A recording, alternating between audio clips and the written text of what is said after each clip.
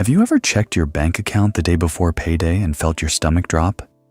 Maybe you earn a decent salary. Maybe you work hard, show up every day, and do everything right. But somehow, at the end of every month, the money is just gone. You tell yourself next month will be different. Next month you will save. But next month comes, and something always takes it. A car repair, a dinner you couldn't say no to, a sale that seemed too good to pass up. And somewhere in the back of your mind, a quiet fear lives. What if something serious happens? What if I have nothing? This is the story of a 26-year-old woman who lived exactly that way until one conversation introduced her to an idea so simple it felt almost too obvious, and yet it changed everything. Stay with me until the end, because this story might be worth far more than $10,000 to you.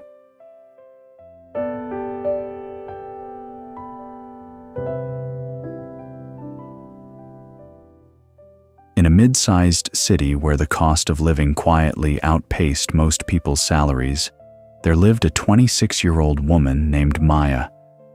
By most measures, Maya was doing fine. She had a full-time job as a marketing coordinator at a small company, earning around $52,000 a year. She had health insurance, a lease on a studio apartment she was proud of, and a social life that felt earned after years of studying and working hard. She was not reckless. She did not gamble or make wild financial decisions. She simply lived. Her rent took 30% of her income. Her student loan payment came out automatically every month. Groceries, her phone, subscriptions she kept meaning to cancel. Weekend plans with friends, a dinner here, a birthday gift there, a concert ticket that felt like a reasonable treat after a difficult week. By the 28th of every month, her checking account held somewhere between $40 and $100, not because she spent on luxuries, because the math just never worked in her favor.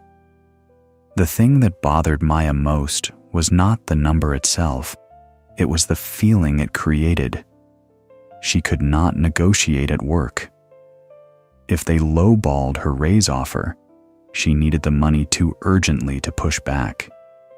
She could not quit a job that was making her miserable because her rent was due in 3 weeks. She could not say no to overtime she hated because the extra hours kept her afloat. Every financial decision, no matter how small, it carried the weight of necessity. She felt like she was always one emergency away from real trouble. Her closest friend from work, a woman named Diane, would sometimes notice Maya's expression when the team went out to lunch. "You okay?" Diane would ask. "Fine," Maya always said, "just tired." She never told anyone how tight things were. She was too proud and, honestly, too confused, because from the outside she looked like someone who had it together. In March, on a Tuesday morning, Maya's car made a sound she had never heard before, a grinding metallic cough from somewhere beneath the hood. She pulled over 2 blocks from the highway entrance, engine warning light blazing orange. The car would not start again. The mechanic's call came 3 hours later. "Miss, it's your alternator and a belt issue. The total is going to be around $900.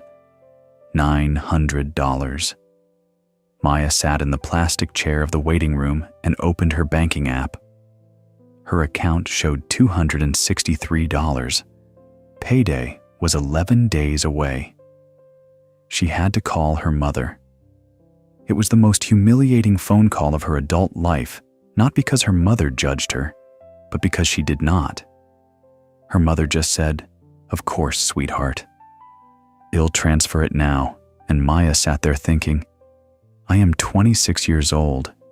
I have a full-time job, and I cannot cover a car repair without calling my mother. That night, she sat at her kitchen table for a long time with no lights on. It was not the money exactly. It was the realization of what the money represented. Zero savings meant zero choices. Zero buffer meant zero power. She had been earning a salary for 4 years and had built nothing to show for it except habits of survival. "How is this my life?" she whispered to no one. The next morning, a Saturday, she was sitting in the building laundry room, the one place in her apartment complex where she had no cell service and nothing to distract her when her neighbor from down the hall came in with a basket of clothes. Her neighbor was a woman in her early 60s named Patricia, who worked part-time at a local library and drove a modest, clean sedan. Patricia had lived in that building for 11 years. She never seemed stressed about anything. Maya did not know Patricia well. But that morning, for reasons she could not fully explain, she said, "Can I ask you something? How do people actually save money when everything is so expensive?" Patricia set down her laundry basket and looked at Maya with an expression that was neither pity nor surprise, just quiet recognition. "Sit down," she said. "Let me tell you about the first 10,000. Patricia took a small notepad from her laundry basket. She always kept one, she said, because good thoughts came at unexpected times, and she drew a simple picture. A wall built from bricks, one row at a time. "Most people think about saving money as deprivation," Patricia said. "They think it means giving up things they enjoy, so they delay it forever. They say, 'It'll start when I make more.' But that's not how it works." She tapped the drawing. "Here's what nobody tells you. The first $10,000 you save does something that no amount after it can do. It doesn't just sit in your account. It changes how you think. It changes how you talk at work. It changes how you make decisions every single day." "Imagine you're standing outside," Patricia continued. "There's a cold wind blowing constantly. When you have no savings, that wind hits you directly. Every gust moves you. Every unexpected bill, every difficult conversation at work, every choice you have to make out of desperation instead of preference. The wind controls you." She drew the wall in front of the stick figure. When you have $10,000 saved, you put a wall between yourself and the wind. The wind doesn't stop. Life doesn't stop being expensive or unpredictable. But now you have a buffer. You can think. You can wait. You can choose. Maya looked at the drawing. "The goal isn't the $10,000 itself," Patricia said. "The goal is the kind of person you become while building it, and the kind of decisions you can make once it exists." Patricia had done this herself, worked a modest salary for 30 years and retired without debt. Not because she made exceptional money, but because she understood 3 things early. First shift. Stop treating saving as what's left over. Decide the amount before you spend anything else, even $30 a week.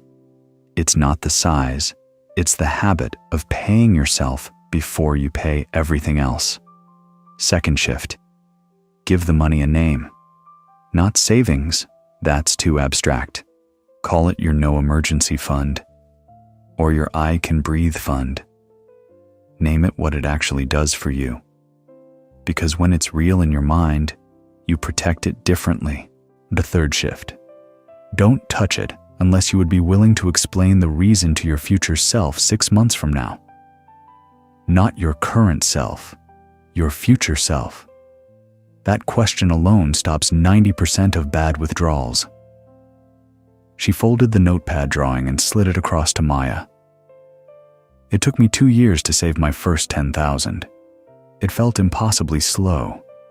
But when I got there, I negotiated a raise at work because I knew I could survive 3 months without a paycheck if I had to. I got the raise. That wouldn't have happened without the wall." Patricia stood up and moved her laundry to the dryer. "You asked how people save when everything is expensive. she said. The answer is badly, slowly, and imperfectly. But they start anyway. She smiled. Start this week, whatever you can, even $50. Put it somewhere separate so you cannot see it in your regular account. Name it, and come back in 12 months and tell me how you feel. Maya looked at the drawing in her hand, a wall built one brick at a time. For the first time in a long time, the problem felt like something with a shape, and things with shapes can be worked on. That Sunday, Maya opened a separate savings account she named The Wall. She transferred $75 into it, her first brick. It was uncomfortable at first, not financially devastating, but psychologically strange. She kept wanting to move the money back. A pair of shoes on sale, a weekend trip her friends were planning. Her brain found 100 reasonable arguments for why this particular week was the wrong week to save. She remembered Patricia's third question. Would you explain this to your future self in 6 months? She left the money alone. Over the following months, Maya became a careful observer of her own spending. Not obsessive, she did not track every coffee or punish herself for a dinner out. But she began to see patterns she had never noticed before. She was spending nearly $200 a month on food delivery, not because she loved it, but because she was too tired to cook after work, and it was the easiest option. She started cooking on Sundays, not to be perfect, but to have something in the refrigerator that required no decisions at 11 at night. She canceled 2 subscriptions she had genuinely forgotten existed. She started bringing lunch to work 3 days a week instead of buying it every day. So none of these changes were dramatic. Together, they freed up somewhere between $150 and $200 a month that had simply been disappearing. In August, her laptop died. The repair estimate was more than it was worth. A new one cost around $800. For the first time, Maya did not panic. She checked the Wall account. It held a little over $900 at that point. She paid for the laptop. Then she did something that surprised even herself. She did not feel defeated. She felt proud. Because she had built something, used it for exactly its purpose. And now she would simply start building again. And the Wall had worked. She transferred $50 back in the same day the repair charge cleared. By the following February, the Wall account held $8,400. Maya had not become a different person. She still went out with friends. She still took one short trip she had budgeted carefully for. She still made mistakes. One month she barely added anything and felt guilty about it. But she had not quit. And the number kept growing. On a Thursday evening in late March, almost exactly 1 year after the car broke down in the rain, Maya opened her banking app and saw a number she had been working toward for 12 months, $10,040. She sat with it for a moment. No celebration, no milestone noise, just quiet. And then she noticed something she could not quite explain. Her shoulders felt different. 2 weeks after reaching her goal, Maya's company held its annual performance review cycle. In previous years, Maya had accepted whatever her manager offered. She needed the money too immediately to risk a difficult conversation. This time, she had prepared a clear case for a raise, documented projects, measurable results, a number she believed was fair. And when her manager came in slightly below her ask, Maya did not immediately accept. She said calmly, "I'd like a few days to think about it." Her manager agreed. They came back with a better offer. Maya thought about Patricia's drawing the whole walk home. The Wall had not given her the raise. Her work had given her the raise. But the wall had given her the silence to ask for it, the steadiness that comes from knowing you could survive a few months without income if the worst happened. That is not a small thing. That is the difference between a negotiation and a plea. My friend, Maya's story is not about becoming wealthy overnight. It is not about a secret investment that doubles your money. It is about something quieter and more powerful than that. The first $10,000 you save does not just protect you from emergencies. It changes the way you move through the world. It changes how you speak at work because you are not negotiating from desperation. It changes how you make everyday decisions because you are choosing rather than reacting. It changes how you sleep because the quiet fear in the back of your mind, the what if something happens, finally has an answer. The answer is, I have a wall. If you are listening to this and your savings account is empty or nearly empty, here is where to start. Step 1. Open a separate savings account this week. Not someday, this week. Even if you can only put $25 in it. Name it something real, not savings, but whatever the money actually means to you. Security, options, breathing room. Step 2. Automate a transfer, however small, the same day your paycheck arrives. Before you spend anything else, even $40 a week adds up to over $2,000 a year. Slow is still forward. Step 3. When you want to withdraw money from that account for something non-urgent, wait 48 hours and ask yourself, would I be proud to explain this reason to myself 6 months from now? That one question will save you more than any budgeting app. It will take time. It will feel slow. There will be months where you add almost nothing and feel like you are failing. You are not failing. You are building. A wall goes up one brick at a time. And the day you place the last brick, something shifts, not just in your account, but in you. If this story gave you something to think about, share it with someone who might need to hear it today. Sometimes the right words at the right moment are worth more than any financial advice. And if you are starting your own wall this week, no matter how small the first brick, drop a comment below. Tell me what you are building toward, because those comments matter more than you think.